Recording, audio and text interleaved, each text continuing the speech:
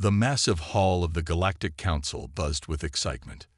Today was a special day. Earth, a small blue planet from a distant arm of the galaxy, was joining as its newest member. Thousands of alien representatives from across the stars filled the room. They whispered and pointed as the human delegation walked in. Ambassador Sarah Chen led the Earth team. She held her head high, trying to hide her nervousness. This was humanity's big moment. After years of space exploration, they had finally made contact with alien life. Now, they were taking their place among the stars. But as Sarah looked around, she saw many unfriendly faces. Some aliens sneered. Others laughed behind their hands or tentacles. It was clear that not everyone was happy to see Earth join. Order. Order. The head of the council, a tall, purple-skinned alien named Zix, called for quiet. We are here to welcome Earth as the newest junior member of the Galactic Council. A few aliens clapped politely. Many others stayed silent. Zix continued. Earth has shown great potential. They have mastered space travel and discovered our galactic community. But they have much to learn. We will guide them as they grow. Sarah stepped forward to speak. Thank you, Council Leader Zix. Earth is honored to join this great community of worlds. We have much to offer and are eager to learn from you all. As Sarah spoke, an alien in the back shouted, "What could these primitives possibly teach us?" The room erupted in laughter. Sarah's face turned red, but she stood firm. Zix raised a hand for quiet. Now, let's give Earth a chance. They may surprise us yet. But it was clear from his tone that even Zix didn't believe his own words. In the days that followed, the Earth delegation faced constant challenges. Other races looked down on them. Humans were given the worst rooms in the council building. In meetings, their ideas were ignored or mocked. "Look at these humans," a bug-like alien named Click said to his friends. They still used fossil fuels on their planet. How did they even make it to space? His friends buzzed with laughter. Sarah and her team tried to stay positive. They worked hard to prove Earth's worth. But it seemed that no matter what they did, the other races saw them as weak and primitive. One day, Sarah overheard two alien diplomats talking in a hallway. "Did you hear?" One said. "The humans want to join the Galactic Trade Network." The other laughed. What could they possibly have to trade? Dirt? Sarah clenched her fists. She wanted to shout at them, to tell them about Earth's rich culture, its art and music, its scientific discoveries. But she knew it would do no good.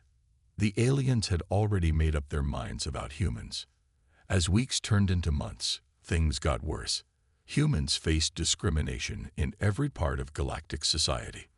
They were turned away from the best restaurants. Alien children pointed and laughed at them in the streets. Even in the council chambers, Earth was treated unfairly. Their votes counted for less than other members. Their requests for help or resources were always denied. "We must be patient," Sarah told her team. "We'll prove ourselves in time." But privately, she was worried. How long could Earth survive in this hostile galaxy? Little did Sarah know, things were about to get much worse. In the shadows of the council, a group of powerful aliens were meeting in secret. "These humans are becoming a problem," said a tall, gray alien with glowing red eyes. "They're too curious, too adaptable. If we're not careful, they might actually start to catch up to us." "What do you suggest?" asked another. The red-eyed alien smiled coldly. "I have a plan. One that will put Earth in its place once and for all." As this secret meeting took place, Sarah and her team continued their work, unaware of the danger that was coming. They still believed that with hard work and determination, they could win over the galactic community. They had no idea that soon everything would change. Earth's greatest challenge, and its moment of truth, was just around the corner. Months passed since Earth joined the Galactic Council. Things hadn't gotten better for the humans. If anything, they were worse.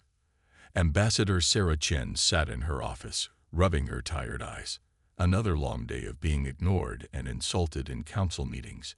She wondered if Earth would ever be accepted. Suddenly, her assistant burst in. "Ambassador, you need to see this." He turned on the holoscreen. A news report was playing. Sarah's eyes went wide with shock. "Breaking news," the alien reporter said. "A terrible attack has occurred on the planet Zorn. Thousands dead. And the evidence points to Earth." Sarah jumped to her feet. "What? That's impossible." But the report continued. It showed images of destroyed buildings and crying aliens. Then, a blurry video of what looked like human ships attacking. "This can't be real," Sarah whispered. But real or not, the damage was done. Within hours, the entire galaxy was in an uproar. Angry messages flooded in from every planet. Everyone blamed Earth. Sarah and her team worked nonstop to prove their innocence.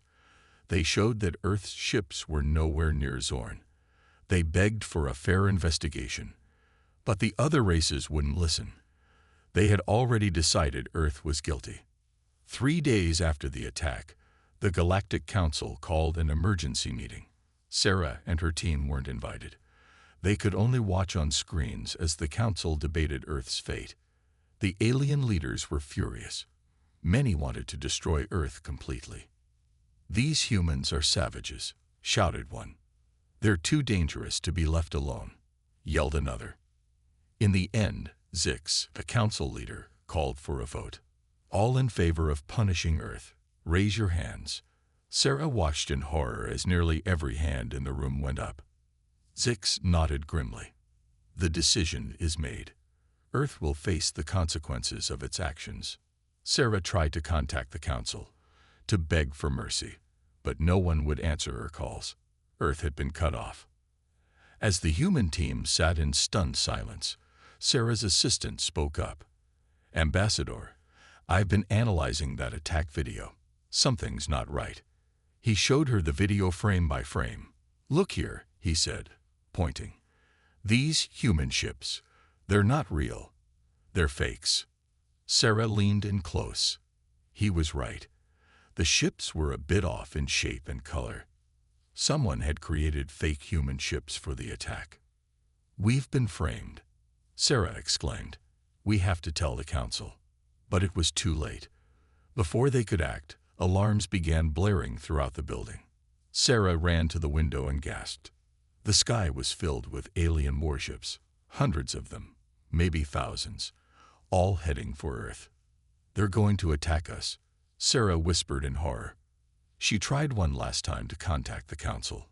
To her surprise, Zix answered. "Please," Sarah begged. "We're innocent. We can prove it." But Zix's face was cold. "The decision has been made, human. Earth will pay for its crime." The screen went dark. Sarah turned to her team, her face pale but determined. "Send a message to Earth," she ordered. Tell them to prepare for war." As the alien fleet approached Earth, panic spread across the planet. World leaders argued about what to do. Some wanted to surrender. Others wanted to fight. In the end, they didn't get to choose. The aliens attacked without warning. Massive ships appeared in the sky over every major city. They fired strange weapons that turned buildings to dust. Smaller ships zoomed through the streets, capturing humans. Earth's militaries fought back bravely. But their weapons were no match for alien technology. Within days, most of the planet was under alien control. Millions of humans were killed. Millions more were taken as slaves. The lucky ones escaped to hidden bunkers deep underground. Sarah and her team watched helplessly from the council building as their world fell. They were prisoners now, unable to help their people. "What do we do now?" one of Sarah's assistants asked, his voice shaking. Sarah stared out the window at the stars. Her eyes were filled with tears, but also with a fierce determination. "We survive," she said. "We plan. And one day, we'll make them pay for what they've done." As Earth burned and its people suffered, the rest of the galaxy celebrated. They thought they had eliminated a dangerous enemy. But they had made a terrible mistake. They hadn't destroyed humanity.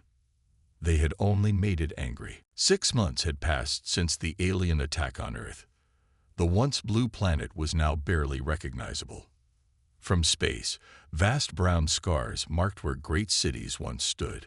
Clouds of dust and smoke covered much of the surface.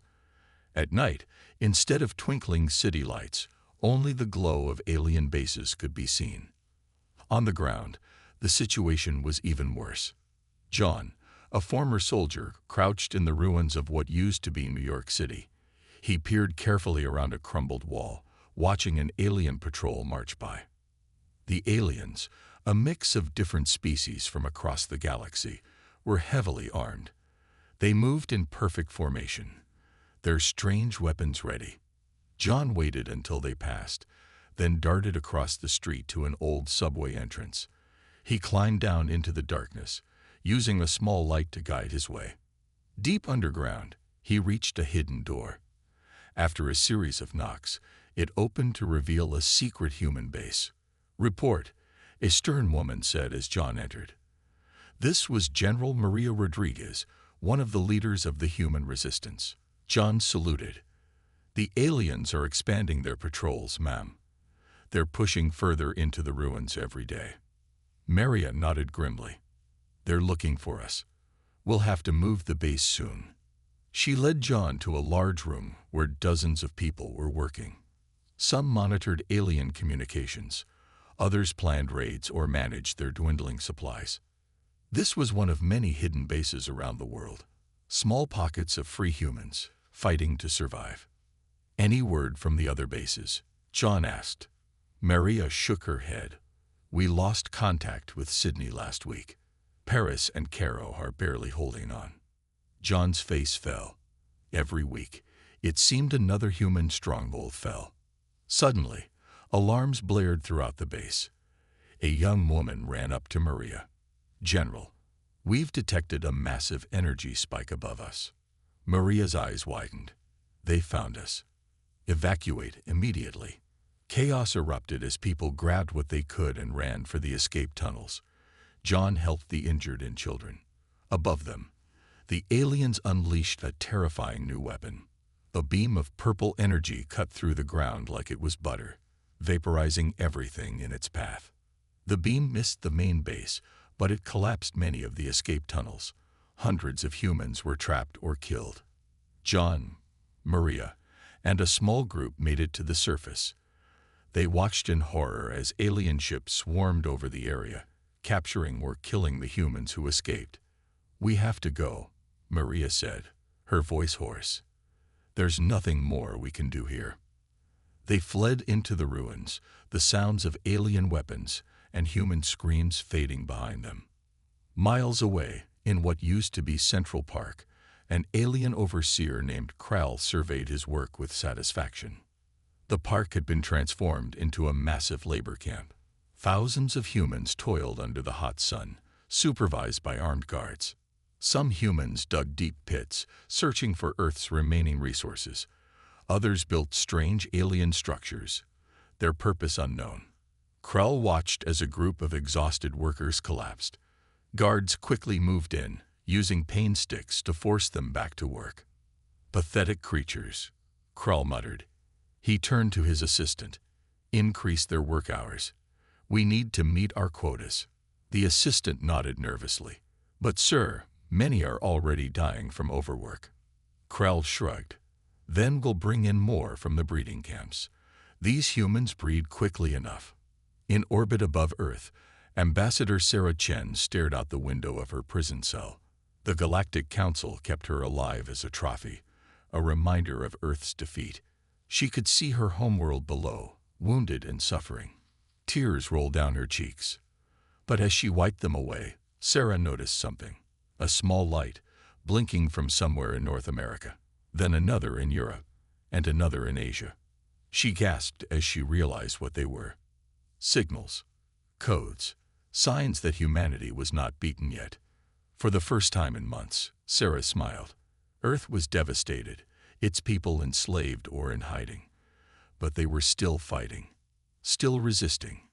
And as long as one human still fought, there was hope. In hidden bases around the world, in underground bunkers and secret labs, small groups of humans were preparing, learning, adapting. The aliens thought they had won. They thought humanity was finished. They were wrong. The real battle was just beginning. Deep beneath the Antarctic ice, in a hidden base unknown, even to most of the human resistance, a group of Earth's brightest minds were hard at work. Dr. Elena Zhao, once a leading physicist at MIT, now led this secret team of scientists and engineers. They called their project Operation Phoenix, humanity's plan to rise from the ashes. Elena walked through the busy lab, checking on various projects. Everywhere she looked, humans were creating amazing new technologies. "How's the nanotech coming along, Dr. Patel?" Elena asked a tired-looking man hunched over a microscope. Dr. Patel looked up, his eyes bright despite his exhaustion. "We've done it, Elena. The nanobots can now replicate themselves using almost any material, and they respond perfectly to our control signals." Elena smiled. This was a huge breakthrough. These tiny robots could be used to build or repair almost anything. They might even be able to counter alien weapons. In another part of the lab, a young woman named Yuki was working on a holographic display. As Elena approached, Yuki waved her hand, and the air filled with complex equations and diagrams. "I've cracked their FTL communication system," Yuki said proudly. "We can now intercept and understand all alien transmissions without them knowing." Elena's heart raced. With this, they could spy on the entire alien network. They would know the aliens' plans before they even made them. But the biggest project was hidden behind a heavy blast door. Elena pressed her hand to a scanner, and the door slid open. Inside was a massive hangar, and in the center stood humanity's secret weapon, a spaceship unlike any ever built on Earth. It combined the best of human innovation with reverse-engineered alien tech. Its hull was made of a new alloy stronger than anything the aliens had. Its engines could outrun the fastest alien ships, and its weapons, well, the aliens were in for a nasty surprise. "How long until it's ready?" Elena asked the chief engineer. 2 more weeks, he replied. "Then we can start production on the entire fleet." Elena nodded, her mind already racing with plans. But building advanced tech was only part of their preparation. In another part of the base, a different kind of training was underway. General Rodriguez, who had escaped from New York, was now in charge of creating a new kind of soldier. In a large training room, she watched as men and women practiced with strange new weapons and armor. "Again," she shouted as a team tried to take down a holographic alien ship. The soldiers moved with incredible speed and coordination, using their new tech to jump higher and hit harder than any normal human could. As the team finally destroyed the hologram, Maria allowed herself a small smile. These soldiers, combined with their new technology, would give the aliens a fight they never expected. But all of this preparation had to remain absolutely secret. If the aliens found out too soon, everything would be lost. Up on the surface, the alien occupation continued. They thought they had crushed humanity's spirit. They grew complacent, sure of their victory. In the labor camps, humans pretended to be broken. But secretly, they passed messages, preparing for the day they would rise up. In the ruined cities, resistance fighters like John carried out small raids. They weren't trying to win. Not yet. They were just keeping the aliens distracted, making them look the wrong way. And in orbit, Sarah Chen watched and waited. The aliens still kept her as a prisoner, thinking she was no threat. They didn't realize she was collecting every bit of information she could, sending secret messages down to Earth in codes hidden in her allowed communications. All across the planet, and even on the alien bases on the Moon and Mars, humans were slowly, silently getting ready, gathering resources, learning alien weaknesses, preparing weapons and strategies. To the aliens, it looked like business as usual. Humans working in mines and factories, humans cowering in ruined cities, humans trying to survive day by day. They didn't see the determination in those human eyes. They didn't notice the subtle changes, the small acts of defiance. They had no idea of the storm that was brewing. Humanity had been knocked down, but not out. And now, they were preparing to hit back harder than anyone in the galaxy could imagine. The day of reckoning was coming, and when it arrived, the aliens would learn a harsh lesson. Never underestimate humans. In the darkest corner of a busy space station, two figures met in secret. One was John, the human resistance fighter. The other was Zora, a tall, blue-skinned alien from a race called the Novanians. "You're sure about this?" John asked, his voice low. Zora nodded, her large eyes blinking slowly. "My people cannot stand by and watch this injustice any longer. We want to help Earth." This meeting was the result of months of careful planning. Not all aliens agreed with the attack on Earth. Some, like the Novanians, believed humans had been framed and unfairly punished. John smiled, feeling hope for the first time in months. "Thank you, Zora. Your help could change everything." Back on Earth, in the hidden Antarctic base, Dr. Elena Zhao received an urgent message. Her eyes widened as she read it. "General Rodriguez," she called out, "you need to see this." Maria hurried over, reading the message over Elena's shoulder. It was from John, explaining his meeting with Zora. "Can we trust them?" Maria asked, always cautious. Elena nodded. The Novanians were one of the few races that spoke up for us in the Council. If they're willing to help now, it could be a game changer. Over the next few weeks, more alien races secretly reached out to Earth. The Kelteri, known for their advanced cloaking technology. The Drozans, masters of bioengineering. Even a small group of rogue Zixians, the same race as the Galactic Council leader. Each brought valuable resources and information. The Kelteri taught humans how to hide entire ships from alien sensors. The Drozans helped improve the nanotech Dr. Patil was working on. The Zixians provided crucial details about the Council's defense systems. But the most surprising ally came from an unexpected place. In her orbital prison, Sarah Chen was visited by an alien she had never seen before. It was small and gray, with large, dark eyes. "I am Sin," the alien said in a soft voice. "My people are the Watchers. We have been observing your species for a long time." Sarah was shocked. "You've been watching us. Why didn't you help when we were attacked?" Sin looked sad. "We do not interfere in galactic affairs. But what happened to Earth? It goes against all that is right. We cannot stay silent any longer." The Watchers, it turned out, had technology far beyond even the Galactic Council. They offered to share some of it with Earth. With the help of these new allies, humanity's plans accelerated. The secret base in Antarctica buzzed with activity as alien and human scientists worked side by side. John traveled across the galaxy, meeting with other sympathetic aliens. He set up a network of safe houses and secret routes. Soon, humans who had been taken as slaves on other worlds were being rescued and brought back to Earth. Yuki, the young communications expert, worked with Kelteri engineers to create a galaxy-wide secure communication system. Now the human resistance could coordinate with their allies without fear of being discovered. In orbit, the alien ships guarding Earth never noticed the small, cloaked vessels slipping past them. These ships brought supplies, technology, and hope to the planet below. But not everything went smoothly. There were close calls and narrow escapes. One day, a Drozan ship bringing medical supplies was almost caught by a Council patrol. Quick thinking by the human pilot saved them, but it was a reminder of how dangerous their mission was. Another time, a group of Zixian allies was discovered by their own people. They managed to escape, but had to go into hiding, unable to help Earth for a while. Despite these challenges, the alliance grew stronger every day. Humans learned from their new friends, and in turn surprised the aliens with their creativity and determination.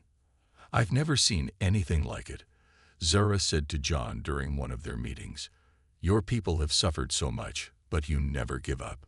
You're inspiring." John smiled. "That's what humans do best. We adapt, we survive, and we fight back." As their strength grew, so did their plans.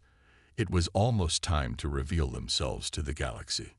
In the Antarctic base, Alina and Maria stood before a holographic map of the galaxy. Glowing dots showed their allies, spread across thousands of worlds. "Are we ready?" Maria asked. Alina took a deep breath. "As ready as we'll ever be. It's time to show the Council that they picked the wrong species to mess with." Across Earth and beyond, humans and their alien friends prepared for the greatest fight in galactic history. The day of reckoning was almost here. The day Earth had been waiting for finally arrived. In the Antarctic base, General Maria Rodriguez stood before a crowd of human and alien allies. "Today," she said, her voice strong, "we take back our future." Across the planet, hidden resistance cells sprang into action. In the labor camps, slaves who had been secretly training for months suddenly turned on their guards. The aliens, caught by surprise, found themselves quickly overpowered. John led a team to liberate New York. They used Kelteri cloaking tech to sneak past the alien patrols. Then, with weapons reverse-engineered from alien tech, they struck hard and fast.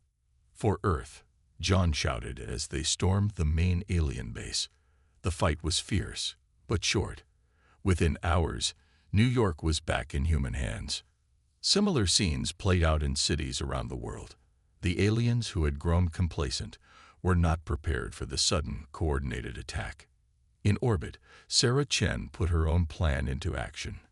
For months, she had been secretly reprogramming her prison cell systems.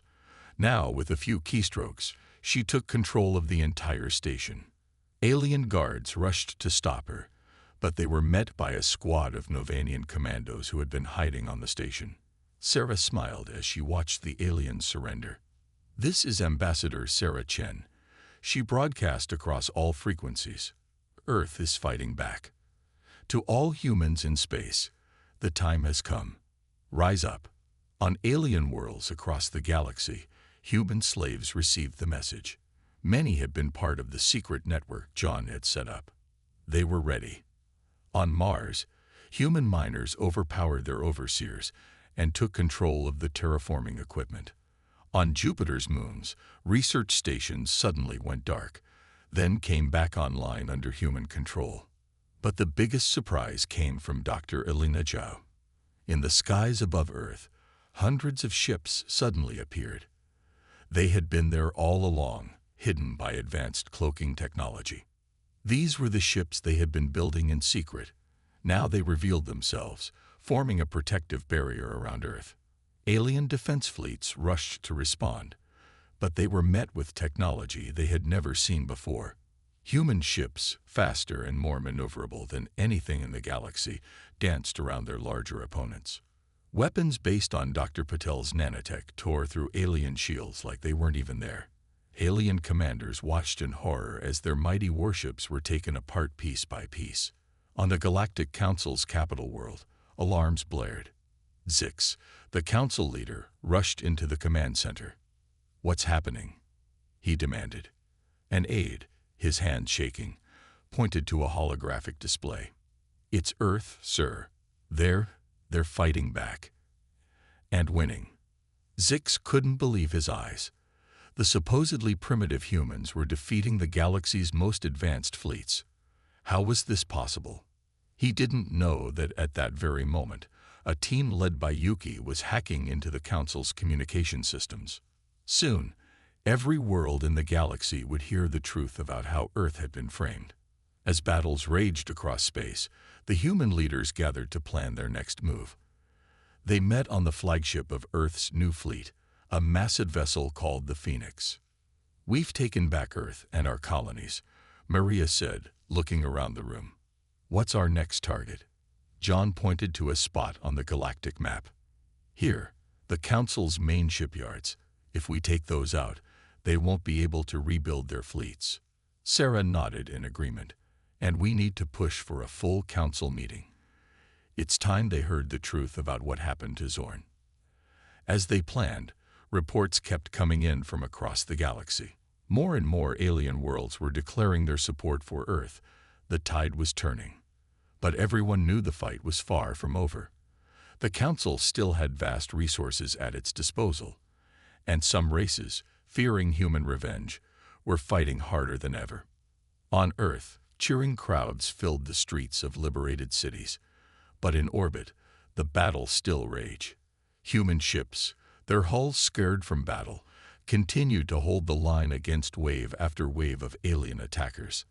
Dr. Elena Zhao worked tirelessly in her lab, developing new weapons and defenses.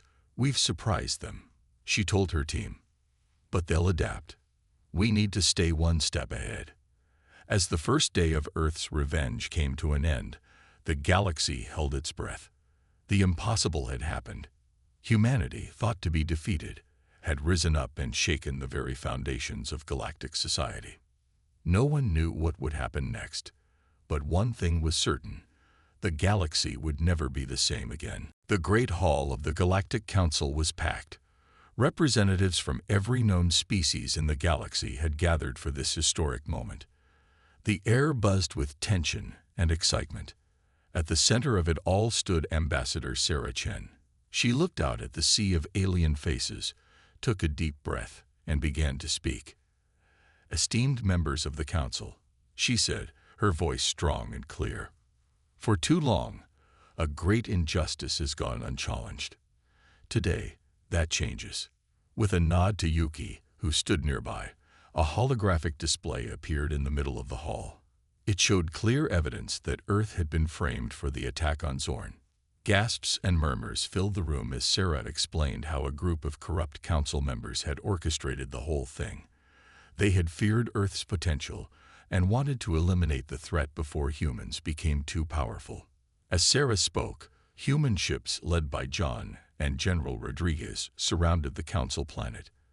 They weren't there to attack, but to ensure that this time, Earth would be heard. In orbit above Earth, Dr. Elena Zhao watched the proceedings from the bridge of the Phoenix. She held her breath, hoping that this time, diplomacy would win the day. Back in the council hall, the evidence was overwhelming. The corrupt council members, including Zix, were quickly arrested by their own security forces. "We have suffered greatly," Sarah continued, "but we do not seek revenge. We seek justice and a new way forward for all species in the galaxy." She proposed a radical restructuring of the Galactic Council. No longer would a few powerful races dominate. Instead, every species would have an equal voice. And to show our commitment to this new era, Sarah said, "Earth will share its new technologies with all peaceful races. Together, we can build a better galaxy for everyone." The council erupted in debate. Some races, longtime rivals of Earth's allies, opposed the plan. Others, impressed by humanity's resilience and generosity, supported it. As the arguments raged, a small gray figure stepped forward. It was Qin, the Watcher. "We have observed for eons," Qin said, his soft voice somehow carrying to every corner of the hall. "And never have we seen a species like humans. They have faced extinction, yet offer peace. They have suffered injustice, yet seek fairness for all. Perhaps it is time for a change." The Watcher's support tipped the balance. One by one, the council races voted. In the end, the decision was clear. Earth's proposal would be accepted. As the new charter was signed, celebrations erupted across the galaxy. On Earth, people poured into the streets, cheering and hugging each other, humans and alien allies alike. In the labor camps, now turned into refugee centers, former slaves wept with joy as they were reunited with their families. The nightmare was finally over. John watched the celebrations from a view screen on his ship. He smiled, thinking of how far they had come. From resistance fighter to fleet commander, he had seen the best and worst of humanity. Now he looked forward to seeing its future. Dr. Elena Zhao was already back at work in her lab. "We've won the war," she told her team. "Now we need to win the peace. Let's show the galaxy what humans can really do when we work together." General Rodriguez stood on a balcony overlooking the cheering crowd in New York. She allowed herself a rare smile. "We did it," she whispered. "We really did it." And in the council hall, as the proceedings wound down, Sarah Chen found herself surrounded by alien representatives. But this time, there were no sneers or dismissive looks. Instead, she saw respect, curiosity, and even admiration in their eyes. "Tell us," one alien asked, "how did your people stay so strong through all of this?" Sarah smiled. "It's simple," she said. "We're human. It's what we do. We face challenges, we adapt, we survive. And when we work together, there's nothing we can't achieve." As Sarah spoke, far above the council planet, the Earth ship Phoenix hung in space. Its name seemed especially fitting now. Like the mythical bird, humanity had risen from the ashes, stronger than ever. The galaxy was entering a new age. There would be challenges ahead, old rivalries to overcome, new frontiers to explore. But for the first time, all species would face these challenges together. And at the forefront of this new galactic order stood humanity. No longer the newcomers, no longer the underdogs, but equal partners in a grand cosmic adventure. The story of Earth's revenge was over. The story of Earth's legacy was just beginning.